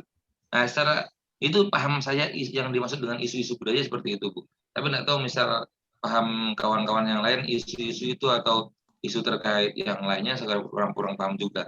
Karena itu yang saya pahami demikian. Misal kurang puas, Bu, ada Pak dosen, monggo dipuaskan dengan Pak dosen. Baik, saya ingin tentu menambahkan dari diskusi yang bagian yang terakhir ini. Itu paling mudah sesungguhnya sudah saya paparkan juga, bisa baca lagi yang sudah saya share ya. Tulisan dari mantan Sekjen Kementerian Agama yang sekarang guru besar kembali di UIN Surabaya ya. Jadi judul menarik itu yang antara Hanga Robi dengan Hanga Jawi itu. Jadi ada Arabisasi tapi juga ada bertahan Jawa gitu. Ya. Dan itu sudah dimulai dari dulu dari sejak zaman Wali Songo ya. Jadi proses bagaimana budaya Arab itu menguasai atau mengkolonialisasi di Nusantara ini terutama di Jawa ya. Itu disebut sebagai Hangarobi, dari kata Arab ya, Hangarobi gitu. Dan itu ada istilah itu di naskah-naskah Jawa kuno ada Hangarobi gitu ya. Meskipun kata Hangarobi itu juga bisa berarti lain, dan dalam arti nikah lagi itu Hangarobi kalau bahasa Jawa ya, tapi ini bukan dalam arti itu. Nah, sementara pentingnya Hanga Jawi ya. Jadi beragama Jawa, bukan Jawa dalam arti agama non-Islam bukan, tapi beragama Islam tapi dengan cara beragamanya orang Jawa itu gitu. Dan proses itu sudah dari dulu dan yang paling berhasil ya kaum pesantren. Kaum pesantren itu berhasil mempertahankan identitasnya budayanya Jawanya, tapi kemudian ya Islamnya masuk kan gitu. Siapa sih yang berani bilang bahwa pesantren itu bukan Islami? Pesantren sangat Islami sekali, padahal itu juga inkulturasi dan dari budaya Jawa ya. Yang dulu belum ada kan, madrasah itu kan merupakan anak pesantren, jadi perkembangan daripada pesantren menjadi madrasah ya. Nah, jadi prosesnya itu ada, meskipun ada kekuatan dari luar yang Bu Sri tadi tanyakan bagian dari globalisasi sebenarnya kalau sekarang gitu, ada istilah lagi buku yang lain budaya bisa dibaca itu namanya McDonaldisasi, itu ada buku yang khusus membahas itu. Namanya McDonaldisasi, McDonald, kata McDonald, McDonaldisasi gitu ya, buku antropologi yang itu juga ada kearifan lokal. Nah ini yang penting untuk merespon itu, kearifan lokal itu merespon itu dan mampu tidak selamanya seragam dalam rangka merespon itu. Nah seperti pesantren ini terutama itu juga punya kearifan lokal untuk merespon Hangarobi tadi ya.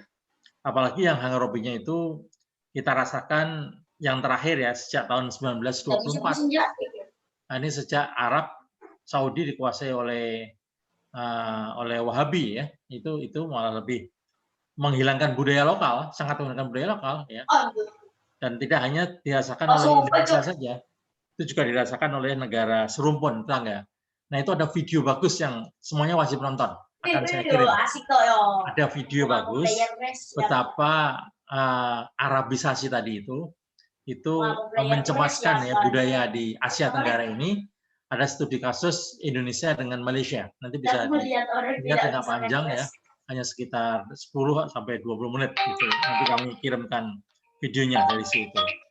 Jadi ada kemampuan juga sekali lagi kearifan lokal kita yang merespon itu. Maka gimana caranya ya? Kita harus memperkuat kearifan lokal kita, harus memperkuat budaya kita gitu. Bukan sebaliknya, malah kita hilangkan ya, kita minder malah ya, itu semakin lemah ya. Maka sekali lagi contoh yang paling bagus itu tadi, model bagaimana Indonesia ini melalui pesantren. Kalau organisasi ya meskipun tidak semuanya di organisasi itu ya, NO itu jelas, karena NO itu kata Gus Dur, big pesantren besar ya, itu yang memang betul mampu menjaga identitas, bahkan memperhidupkan identitas budayanya, tapi tetap budayanya budaya Islam gitu. Karena ada proses inkulturasi. Itu kalau melawan budaya dari luar yang kita sebut sebagai globalisasi. Keterangan umum gitu ya, nanti detailnya lebih teknis lagi bisa mencari referensi dan kita kenalkan referensi secara umum baik. Ya. Kalau gitu kita lanjut, saya harus kalau enggak nanti buku saya nggak dikenal, maka saya harus meskipun sudah ada secara umum ya, ini akan saya share. Kita masih ada waktu ya. Kan share screen di bagian saya. Tadi mahasiswa sudah share screen, sekarang saya share screen. Nah, ini buku lama saya sebenarnya. Nanti paling enggak juga secara umum ya. Supaya tahu ide umumnya yang saya sebut tadi, alhamdulillah ini buku yang sangat berkah bagi saya dari dulu. Dari sejak awal-awal dosen gitu, karena ternyata sudah banyak yang membahas buku ini gitu. Dan bisa ditangkap semua.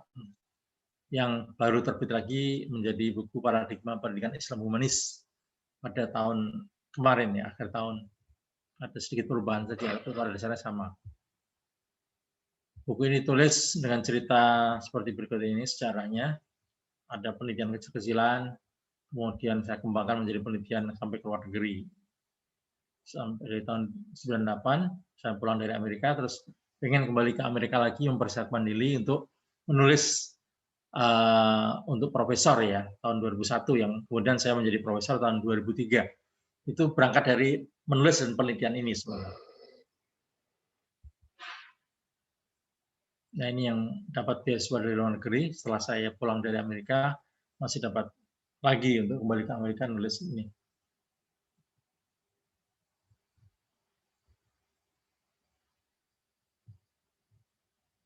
Yang bertiga kami berangkatnya.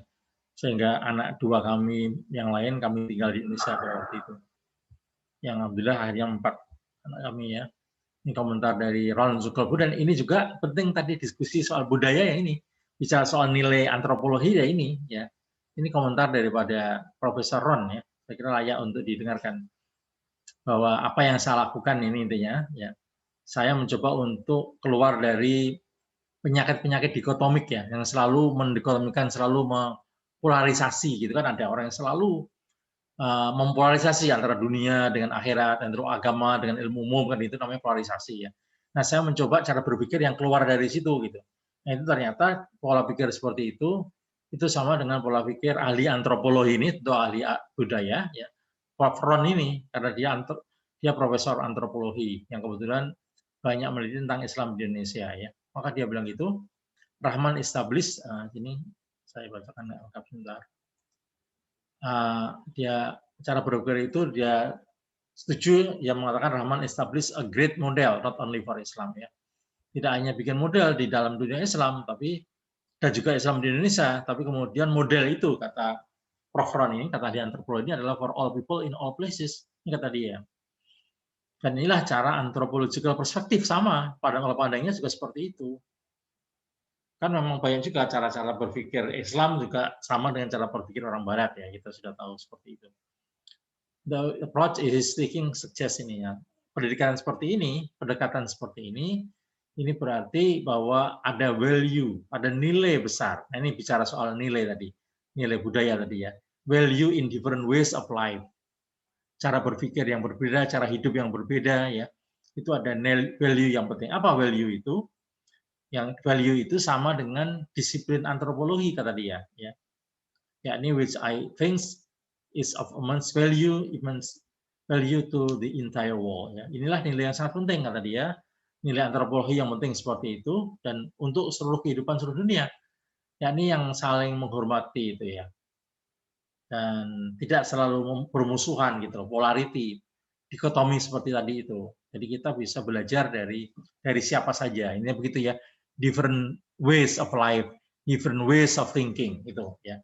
Ada different ways of life, ada different ways of thinking. Yang itu bisa sekali lagi membawa positif ya. Ini seperti itu secara umum. Demikian juga antropolog yang lain juga memberi komentar yang positif. Nah, ini kan jarang ya. Jadi profesor di luar negeri yang punya disiplin ilmu yang sama dengan kita, tapi dia memberi kontribusi pengantar pada buku kita kan positif. Maka itu saya masukkan dalam buku saya. Meskipun ini lama, kalau sekarang mungkin agak mudah ya mencari komentar profesor di luar negeri gitu ya, karena sekarang komunikasi lebih mudah kan dengan teknologi sekarang. Tapi jangan lupa ini awal-awal saya tulis sebelum tahun 2000 ya. Itu awal 2000 saya tulis, 2003 2004. Kemudian pertanyaan lanjutnya adalah dikotomi masalah-masalah pendidikan secara umum ya ini. Yang saya ambil dalam buku saya adalah yang pertama saja yang akan saya bahas. Kalau pendidikan Islam, masalah umumnya adalah ini. Oke. Pendidikan Islam itu kan masih dikotomi itu. Terbukti kita akrab dengan kata ulumuddin, tapi tidak akrab dengan ulumuddunya, karena berkaitan dengan kata ulumuddunya kan itu ya. Maka pendidikan yang ada gitu, yang belum ideal kan, yang ada itu existing condition itu yang belum ideal. Kita selalu membedakan antara dasain dengan solon itu kan, itu ya belum kafah, yang semestinya harus kafah, harus komprehensif ya. Yang tidak memisah-misahkan antara wahyu dengan akal, antara agama dengan alam ya. Karena alam itu juga bagian daripada makhluk Allah yang kita bisa belajar, yakni wahyu yang tertulis dan wahyu yang tidak tertulis.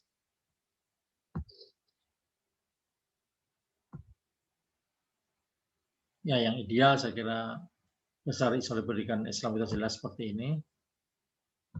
Tidak kita lakukan ya. Yarfa'illahu alladziina aamanu minkum walladziina utul ilma darajat ya. Ajaran Iqra juga jelas saya kira sudah familiar bagi kita semua, ayat-ayat Al-Quran dan sunnah-sunnah Nabi ya. Dan juga dalam sejarah kan, tradisi rihlah fi talabul ilmi juga tinggi sekali dalam sejarah keilmuan dalam Islam, sehingga dunia Islam menjadi maju itu saya kira kita nggak ragu. Barat itu dulu belajar dari Islam, dan kemajuan Barat itu nggak bisa lepas dari mereka belajar dari dunia Islam ini. Saya kira jelas itu. Ini sumbangan umat Islam terhadap dunia Barat dulu. Sekarang harus kita akui kita banyak belajar dari Barat dan juga dari negara-negara lain yang sudah maju. Ya.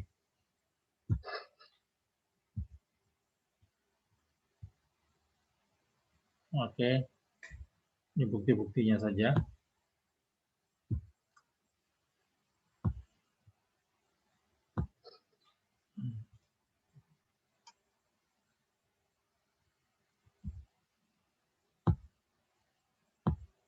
Akan saya percepat karena ternyata udah jam 10-an sekarang.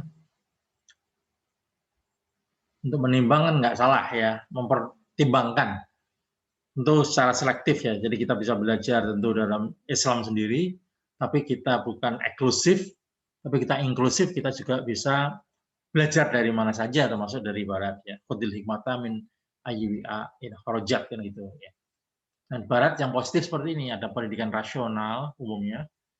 Pendidikan itu ya why sudah pernah saya sampaikan itu, karena mereka akal itu menjadi penting, rasionalitas ya, maka anak itu menjadi kreatif ya, anak itu menjadi rasa ingin tahunya tinggi dari sejak kecil dan seterusnya, karena pendidikan itu termasuk adalah penumbuhan curiosity, rasa ingin tahu, bukan mematikan kreativitas, itu kenyataannya.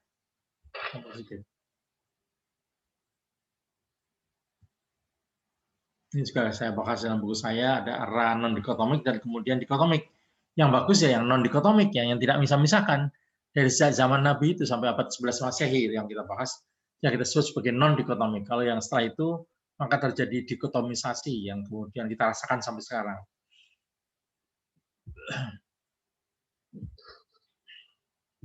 Dan saya bahas dalam buku saya intinya itu masuk polarisasi antara Sunni, Syiah dan seterusnya. Maka ada cultural decline. Kalau tadi saya kenalkan adalah istilah culture shock ya, orang yang tidak sesuai dengan budayanya gitu menjadi culture shock. Ini kalau dalam dunia Islam pernah terjadi cultural decline mulai abad 13 Masehi kalau dalam sejarah Islam ya, karena beberapa sebab sehingga kemunduran budaya, cultural decline. Maka solusinya ya ini kalau bagi saya adalah humanisme religius gitu. Ya ini setelah saya refleksi panjang, saya ambil nilai-nilai positif dari tentu ajaran Islam, terus kemudian juga mempertimbangkan dari luar, yang pas itu dikembangkan humanisme religius gitu. Maka buku ini menjadi sekali lagi tadi Laris saya cerita banyak dibahas tesis dan skripsi banyak membahas buku ini. Kultur humanisme ya. Ada humanisme, filsafat humanisme, ada humanisme menjadi apa namanya tradisi, dalam tradisi itu juga jelas ya.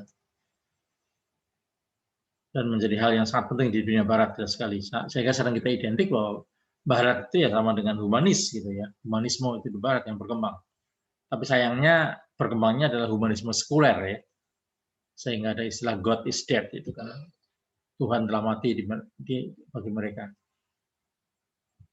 Maka kita perlu humanisme religius, tidak seperti Barat yang seakan-akan seperti hablum minallah ya yang kita kembangkan. Selain hablum minallah adalah hablum minannas, bukan yang sekuler.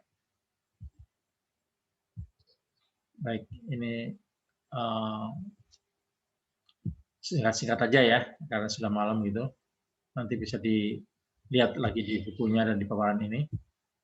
Sudah kita kenalkan soalnya. Oke. Kalau mahasiswa bisa flashback sedikit secara umum ini. Humanisme religius yang kita kenalkan, sebab-sebabnya ini dari sisi agama saya kira jelas, lebih jelas. Kemudian khusus secara pendidikan ya ini kenyataannya itu yang perlu kita kembangkan. Karena ada ini maka kemudian humanisme religius menjadi relevan untuk dikembangkan.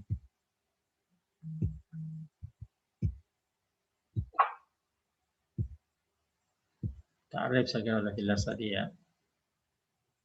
Pentingnya keseimbangan antara Abdullah dengan Khalifatullah, antara hablum minallah dengan hablum minannas itu ya, keseimbangan itu. Itu yang saya kembangkan intinya itu tidak sekuler. Dan juga tidak hanya hablum minallah saja, tidak ya, tapi ada hablum minannas termasuk ini istilah dalam bahasa Indonesianya itu. Tidak hanya menggantungkan pada Tuhan saja, tapi manusia harus bertanggung jawab ya karena sebagai Khalifatullah bertanggung jawab untuk menyelesaikan persoalan-persoalan. Jadi belum tough tadi, saya bilang tough tadi ya, masih soft ya, Indonesia masih sering softnya itu, belum tough ya, dari dulu sampai sekarang. Ini keadaan yang ada. Masih ringkasnya lagi kenapa humanisme religius ya alasannya ini beberapa hal ini. Termasuk pendidikan multikultural nanti menjadi penting ya. Nanti ada alasan bahwa pendidikan multikultural itu sangat dibutuhkan. Nah, aspek-aspek penting ini ya. Itu ada pendidikan multikultural jelas. Pluralisme maksudnya. Ya bagian dari yang kita seperti kelas ini itu adalah pendidikan pluralisme. Dan juga keseimbangan antara reward dan punishment. Saya kira sampai di sini ini yang berikutnya adalah teknis ya. Kalau sudah diterapkan di dunia pendidikan di kelas itu adalah berikut ini. Saya kira tidak harus saya bacakan sekali lagi. Implikasi humanisme religius kalau di kelas adalah berikut ini ya. Teknis guru melakukan apa, murid melakukan apa ya. Saya kira itu aja paparan saya sudah malam.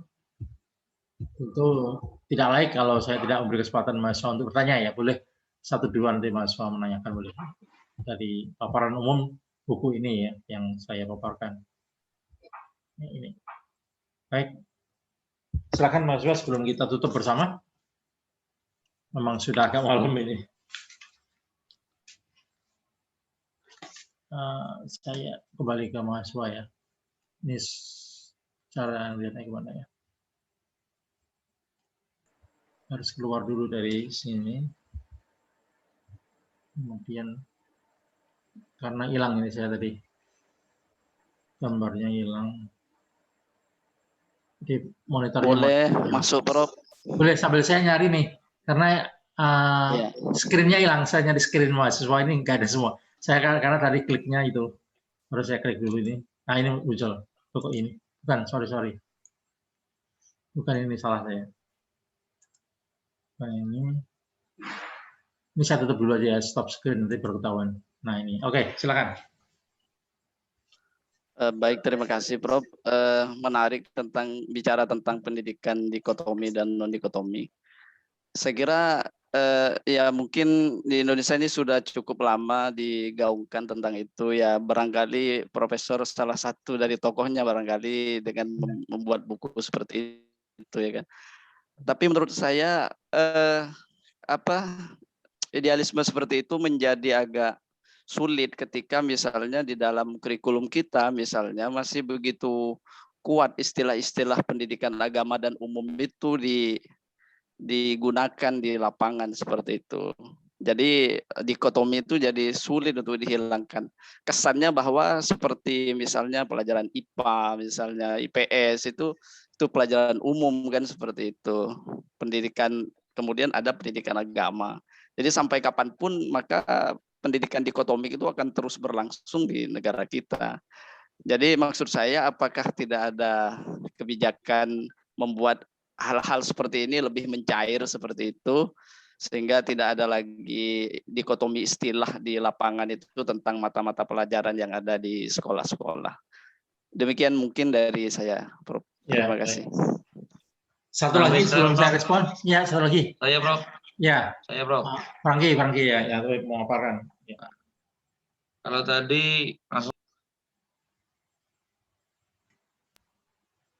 langsung aja. Kalau tadi Bang Amin tentang dikotomi pendidikan, kalau saya malah lebih masuknya ke dikotomi peribadatan. Jadi antara hablum minas dan hablum minallah. Kadang orang kalau tadi itu kan humanis religius tadi itu kan, ada satunya adalah hablum minannas. Bahkan ada tokoh Asghar Al-Engineer itu kan mengatakan bahwasanya kalau kita melihat tetangga kita kelaparan, kita udah termasuk orang yang kafir gitu kan. Bahkan tidak membiarkan tetangga kita mati dalam keadaan lapar gitu. Nah, konsep seperti ini kadang diunggulkan. Buat apa kamu beribadah gitu kan? Buat apa kamu sholat? Bahkan buat apa kamu pergi haji?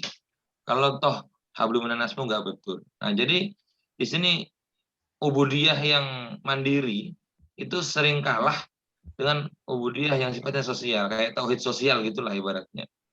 Bahkan mereka lebih dominan ibadah yang sifatnya menyenangkan orang lain dulu, tapi ibadah diri sendirinya tidak pernah ditingkatkan. Itu udah ada pemisah. Mungkin itu mau cari titik terangnya bagaimana, mohon pencerahannya, Prof. Terima kasih. Saya kira semuanya bagus ya pertanyaan tadi.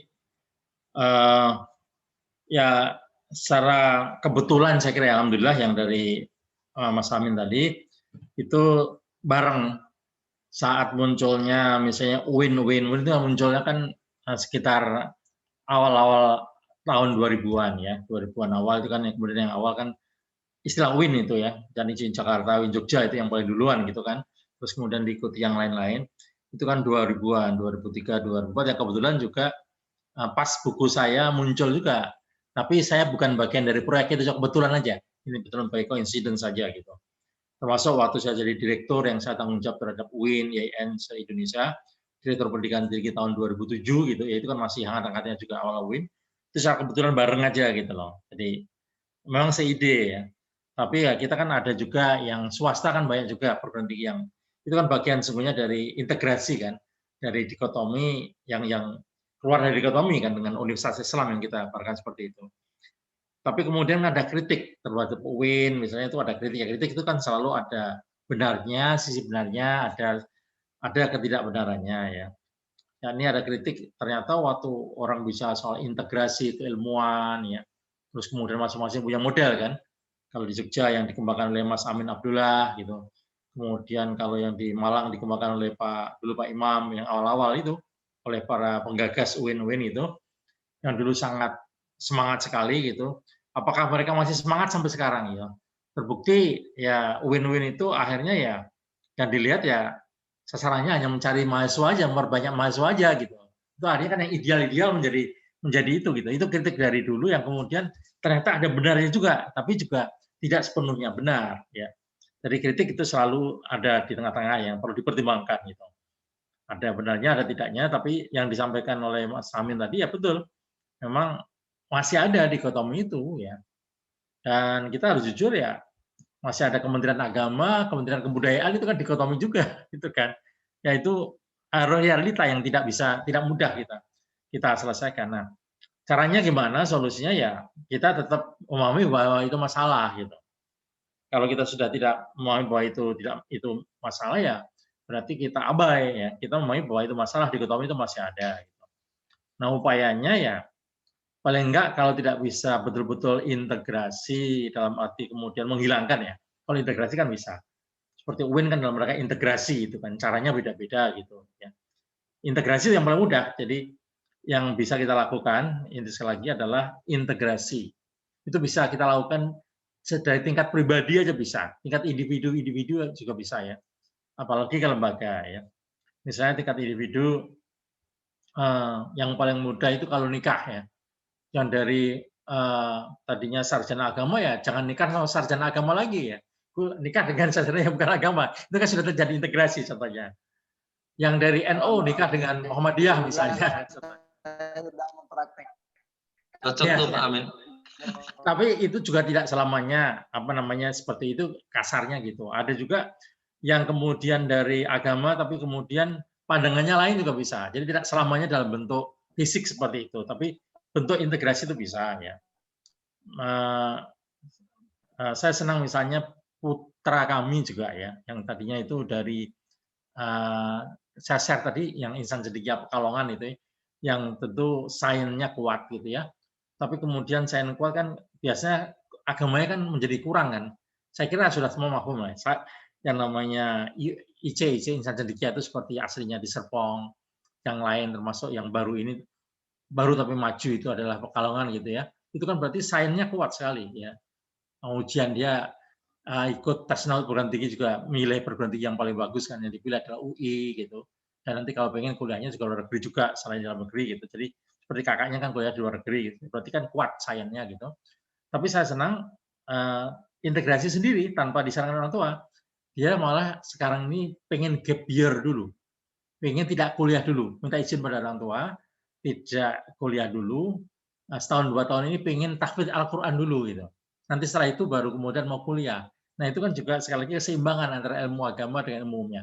Yang itu malah tanpa sekali lagi saran dari orang tua, tapi dengan sendirinya. Ya, alhamdulillah saya bersyukur anak kami yang di sekolahnya itu maju sekali. Dia IP tertinggi di situ dan dia untuk 3 tahun sekolah aja itu sudah 7 juz tanpa diperintah oleh orang tua hafal sendiri gitu. Nggak pakai apa hobi itu. Sekarang lanjut, Pak, saya nggak mau kuliah dulu, saya ingin tahfidz dulu. Nanti setelah selesai saya baru mau kuliah. Itu namanya gap year ya. Dalam istilah anak sekarang itu gap year, pisah tahunnya gitu seperti itu. Jadi kita juga percayalah itu tanggung jawab kita bagaimana untuk integrasi tadi gitu. Tapi kita bisa melakukan sesuatu dan kita sadar bahwa ada masalah itu baik. Kemudian Frankie tadi saya kira juga jelas pertanyaan soal hablum minallah, hablum minannas. Terus kemudian rujukannya sedikit tadi singgung tadi menyinggung engineer ya, ahli engineer ya. Saya sendiri termasuk dulu suka baca itu, tapi jangan lupa ahli engineer itu termasuk bagian yang almarhum dia ya, sekitar 3-4 tahun yang lalu meninggal.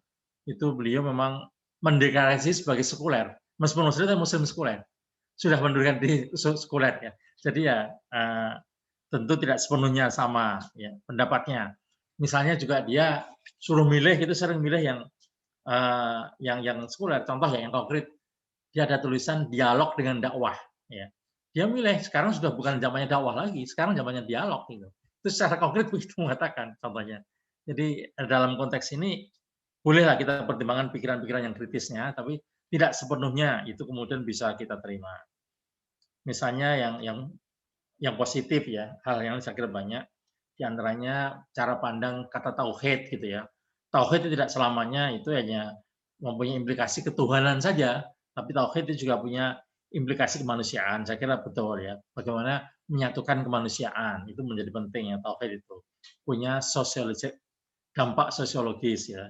Itu di antaranya yang bisa ditindaklanjuti gitu.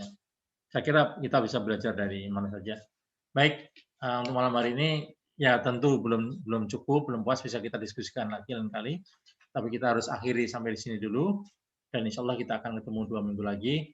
Dan nanti secara detail lagi, saya juga akan meminta juga Pak Pengampu ya, Pak Dr. Himansyah juga ini lagi mau melihat kembali beberapa paper-paper yang supaya disesuaikan dengan RPS, yang RPS-nya juga sebenarnya masih proses karena baru awal ini ya.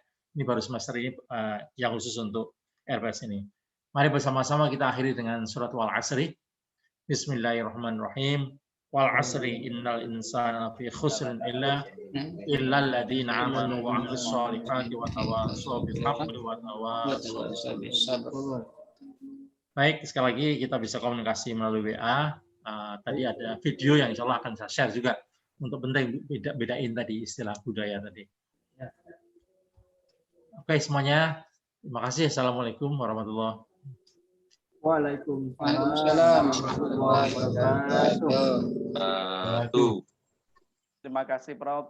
Ya, sama-sama. Silakan. Saya pamit duluan. Oke. Baik, Prof. Silakan.